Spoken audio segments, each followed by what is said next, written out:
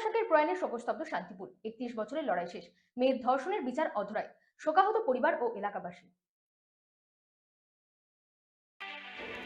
ফেলানী বসাক 1993 সালে আন্দোলনের এক সাক্ষী, যিনি মেয়ের ধর্ষণের বিচার চেয়ে 31 বছর ধরে লড়াই চালিয়ে গেছেন। তিনি আর নেই।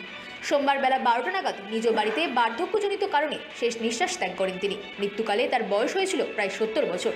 ফেলানী বসাকের মুখ ও বধির কন্যা যৌন নির্যাতনের শিকার হন তৎকালীন বাম সরকারের আমলে। মেয়ের ধর্ষকদের দৃষ্টান্তমূলক শাস্তির দাবিতে ন্যায় বিচারের আশায় দীর্ঘ 31 বছর ধরে লড়াই চালিয়ে গেছেন তিনি। সেই সময় তৎকালীন যুব কংগ্রেস নেত্রী মমতা বন্দ্যোপাধ্যায়ের সঙ্গে দেখা করে বিচার প্রার্থনা করেন ফেলানী। ফেলানীর মৃত্যুতে শান্তিপুরে শোকের ছায়া নেমে এসেছে। শান্তিপুরের বিধায়ক ব্রজকিশোর গোস্বামী তার বাড়িতে যান এবং দলীয় পতাকা ও মালা দিয়ে শেষ শ্রদ্ধা জানান। তিনি বলেন, দীর্ঘদিনের সংগ্রামী এক মায়ের প্রয়াণে আমরা শোকাহত। দল তার পরিবারের পাশে থাকবে। ফেলানী বসাকের মৃত্যু আবারও প্রশ্ন তুলছে, 31 বছরের অপেক্ষার পরও কি মিলল ন্যায়? Bureau report, রাতদিন news network. দুটো খারাপ খবর, একদিকে মুকুল রায়ের মৃত্যু, অপরদিকে রাজ্যের মুখ্যমন্ত্রীর সাথে যিনি আন্দোলন করেছিলেন সেই ফেলানী বসাকও চলে গেলেন, কি বলবেন?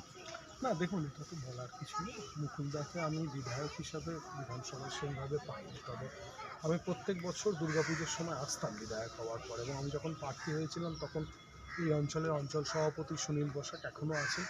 উনি পরিচয় প্রথম করেছিলেন, তো উনি আশীর্বাদ করেছিলেন এবং বলেছিলেন যে একবার মুখ্যমন্ত্রীকে নাম ধরে বলেছিলেন একবার আমি করতে চাই।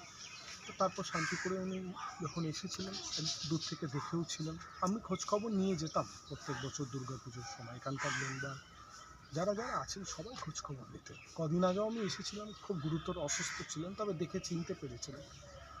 আমরা সমস্ত দায়িত্বটাই নিয়েছি। আজকে ওনার দাহ কার্য থেকে পারলৌকিক ক্রিয়া, একদিক থেকে কংগ্রেস দল সম্পূর্ণভাবে দায়িত্ব। আরেকটা প্রশ্ন রাখবো, অনেক আক্ষেপ ছিল তার, ঘর থেকে শুরু করে বিভিন্ন রকম, সেই আক্ষেপগুলো নিয়েই চলে যেত। দেখুন, আমি বিধায়ক হওয়ার পর থেকে সবসময় ওনার সাথে যোগাযোগ রেখেছি।